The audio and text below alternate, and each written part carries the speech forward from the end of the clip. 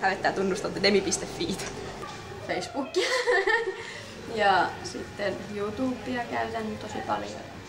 Facebook, YouTube ja sähköposti. Suomi24 ja nämä pankkisivut, nettipankki. Käytän sitten. No pankkisivut tietysti ja ne sähköpostit ja uutiset. Pankin sivuja ja sitten PAMin sivuja, palvelualojen ammattiliiton ja sitten tuo Facebookia, Suomi24. Ilta-Sanomat ja Ilta-lehden luen sieltä netistä niin kuin pääsääntöisesti joka päivä. Totta kai työni puolesta sitten pitää etsiä paljon kaikenlaista, mutta nämä on ehkä ne, joita myös vapaa-aikana katsoo. No, sähköpostit luen aktiivisesti päivittäin ja sitten Iltalehti, Ilta-Sanomat. Harrastusten puitteista niin hevostallinetti ja lemmikkipalstit-netti on ehkä käytetyimmät. Mun pitää varmaan tunnustaa, että pelikone.fi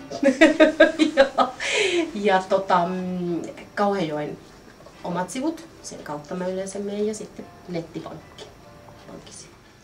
Sivistysnet. Eikö ole aika sivistynyt vastaus? Se on meidän toimialan päivittäinen sivu. No toki paljon muitakin, mutta se nyt on semmoinen joka päivä luettava.